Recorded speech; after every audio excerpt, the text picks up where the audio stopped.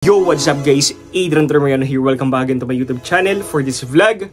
Mag-doon yung arrival tayo sa GMR Dry Goods. Last time kasi nag-arrival sila pero sa ibang branch yun nila. Well, yung pag-arrivalan natin ngayon is yung pinaka-main branch nila, no? So, tignan natin kung may mga makita tayong mga items doon. Kasi ang sabi daw is madami talaga mga vintage, luxury brands, streetwear, mga ilalabas sila doon. So, tara! Samahan nyo ako! So yun guys, meron pa event dito. Na-rate na ako sa Ukayan. Ayan o. So yun, nagmamadali na ako punta sa Ukayan. May parang labran pa dito. 5 minutes na lang guys, arrival na. Gagin, daming tao. So yun guys, saktong-sakto lang yung dating ko. As you can see, medyo iniingal pa ako, pero sana maging worth it nung pagising ko na maaga. So, bahala na ako na mangyayari. Hoy, hoy! Ay, lapa.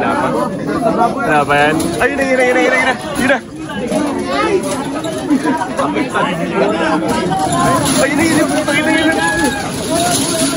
Uy! Uy! Push! Push! Ay, uy!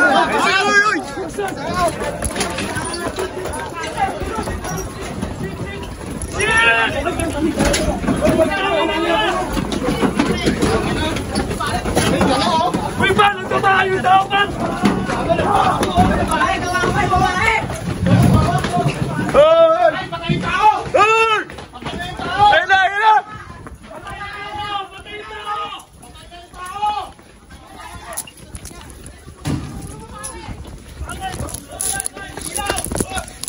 Ilaw!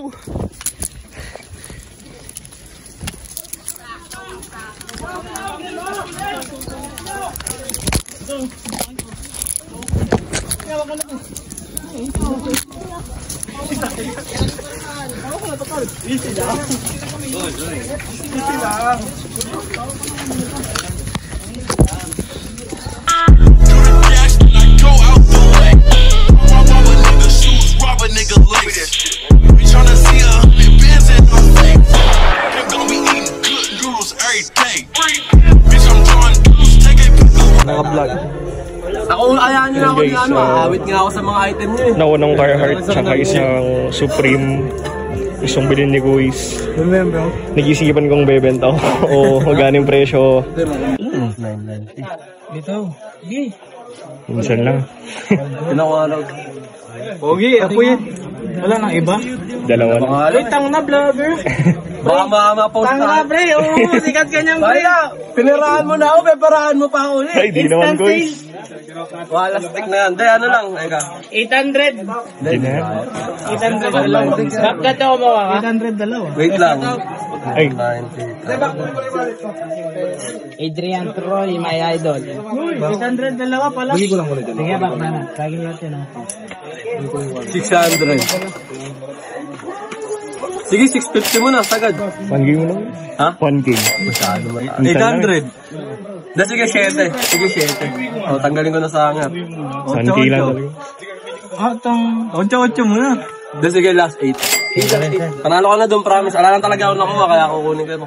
Papapromote mo yung store sa Arani. Yes, sir. 58 Emerald Street, Tugatag Arani, Bataan. Okay, thank you. 20 na lang. Bigay mo lang yung 20, parang ibang Marlboro Red. Da, sige, saan na to, Tres? May pag-transaction sila. Sige, saan na to? May kinuha ng isang Supreme. Gcash na lang, ya. Wait lang, Ano ko lang to? Dito lang naman ako. Tayo, sa benda mo na Guys. Ano, yung mga item na ako. Ito, kailangan ko item. Wala akong nakuha.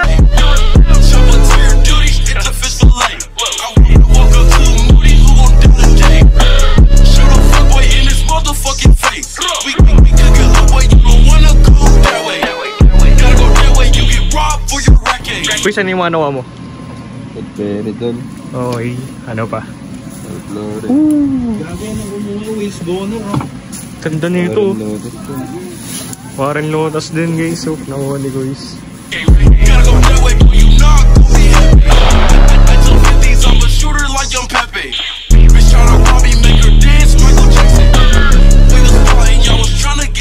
packing. Get the packing, you get raw. shit. You want action, you get turned into peasants. So yun, nakabili na kami ng mga items. And bali, magkano ba siya nakuha bro? Ano, 249 lang. 249 lang. Tapos, magkano? Mag-a-add ako. Magkano? Mag-a-add ako. 600. Add ako 600. Add ako 20 kaya? Hindi kaya bro. Dito, pag PSG, 20 pesos. Add lang. 100. Add ako 100. Sige. 580. Kung gusto mo bro, eto may naisip mo, toss coin tayo. Bali 500 kasama na capital. Anong panbalik naman? Basta bibigyan kita ng 500 tapos 500 or free. 500 Sige, G. So ayun guys, nag-toss coin kami. Ayan, check natin kung may coins ako dito. Ganda kasi, guys, kahit sabihin mong off shop, ESG ba? Ganun. G-unit siya. So, ito guys, ito na yung coins natin. Bali, ano ah? Heads. Isang bagsakan lang o race to 3? Sa bagsakan lang. Isang bagsakan. Okay, babagsak ko na. Let's go! So yun, handshake muna tayo. Hindi muna ako. Yes sir! Lapir tayo pare. So yeah, handshake lang kami ulit. Manalo. Ayun, PSG lang. Yes sir. And we're back on the crib guys. So papakita ko lang sa inyo mga items na napamili natin. If you know, you know. So here it is, one plastic bag of ukay here. So isa-isahin natin itong mga to. Unahin na muna itong Lacoste na polo. So guys, alam niyo naman siguro kung magkano ang retail ng mga Lacoste sa polo, no? Ayan, so hard tag siya ng Lacoste, number 4. Kasi ako, pag namimili ako sa Subic guys, and US, nasa 4,000 to 3,000 plus naman kasi mga Lacoste doon. So eto guys, naka-offer ulit 290 pesos. So laking tipid, diba? And yeah, number 4 siya. Ibig sabihin nun, size medium. And pasok na pasok sa akin, then kinempir ko rin siya sa may Mahol Lacoste. Di sila nagkakalayo. So second, may nakuha rin tayo ditong Jeep na t-shirt. Ayan, may pagka-Real 3 vibes din siya at the same time. Hard tag siya ng Rock Eagle. So here is the full graphics and here is the back hit. Alam niyo magko-collect tayo ng ganito, pero iraran ko rin ito sa live ko, abangan yun lang din. And next, may nakuha rin tayong batting 8 cup. Ayan siya. Ayan, napakalalim niyan. Good for PSG. Well, yes, this was off one. Pero still, good piece guys, no? And check natin yung pinaka-fitting nito. So, here is the fitting. Ayan, napakalalim. So, yeah, mahilig lang talaga sa mga ganitong cup na malalalim, no? Next, ito nga pala yung napanalunan ko dun sa toss coin with Angelo Asinas, no? So, here it is, G-Unit na pants. Well, yes, off na naman to, pero still good for PSG. Kasi ang ganda na ng pagkakahubog nung pants na to eh. So, G-Star and yung pinakatag niya. Then, sa pinakalikod, then with hang tag, G-Star pala siya, di pala siya G-Unit, no? Pero still, good for PSG talaga mga boss. This one is a good size 32. Well, 30 kasi ang waistline ko, pero depende lang din kung kakasya sa atin to. Pag hindi, benta natin sa live. Then next, may nakuha rin tayong Deadpool na t-shirt. So here it is. Well, this was a bootleg one. This was Thailand bootleg, no? And this one is a printed tag ng Black Timber. Then next, may nakuha rin tayong ito na. Sabi natin randoman na bone. Ayan. May pagka-glow in the dark siya, pero di ko ma-explain kung ano yung pinaka-graphics ito para silang umaakyat sa isang font. Then may mga roof sila. Heart tag ng Sophie shirts XL. Well, nakalagay dito is youth size siya, pero di ko lang alam, pero pang adult size yung fittings niya eh. Then meron lang siyang bone dito. So yeah, para sa akin Ang ganda na ng color combination niya, dalandala yung pagka-vintage vibes ng t-shirts. Nga pala, bago ko pakita sa inyo mga huli kong items na nakuha, may nakuha din pala akong Supreme tsaka Carhartt, which is finesse break ko na dun sa kakilala natin ding seller. So yun, nabenta ko ng dalawa nun kaya hindi ko na may isasama sa vlog natin. So pakita ko na sa inyo tong tatlong to. So here is the 3 pieces items na nakuha natin. Guess what? Kung ano to? Warren Lotas lang naman. Pro Club on tag, size medium. We got here's Che Guevara.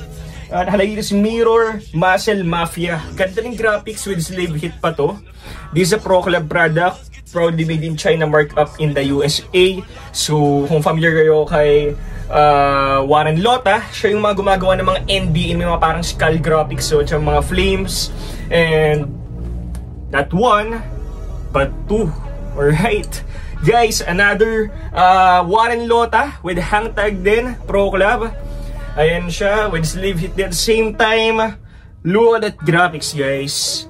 Then, eto na. Another fucking one, guys. Mala Gold's Gym na Warren Lota. Nalagay naman dito si Mirror, Muscle Mafia din. So yeah, Pro Club din ang ginamit dyan with sleeve hit at the same time. So 3 pieces Warren Lotas t-shirt ang nakuha natin sa Ukayan na yun. And para sa akin, ito yung pinakamaganda. And bihira ako makita ng mga Warren Lotas na ganito kasi usually nakikita ko dun sa mga Instagram and may mga nagbebenta ng ganito. Tsaka yung naabutan ko talaga is mga NBA na eh. Pero may nagsabi sa akin, nakapa-seller din natin dun, na ang mga Warren Lotas t-shirt na ito yung mga unang nirelease niya. Ayan, Pro Club ang gamit na t-shirt. So, para sa akin, this is a great pick-up, guys. Anyways, guys, dito ko natatapusin tong vlog. Maraming salamat sa lahat ng support. Don't forget to like and subscribe this YouTube channel, this video. Kung gusto naman tong vlog natin. And maraming salamat sa inyo. See you on my next vlog. Peace out!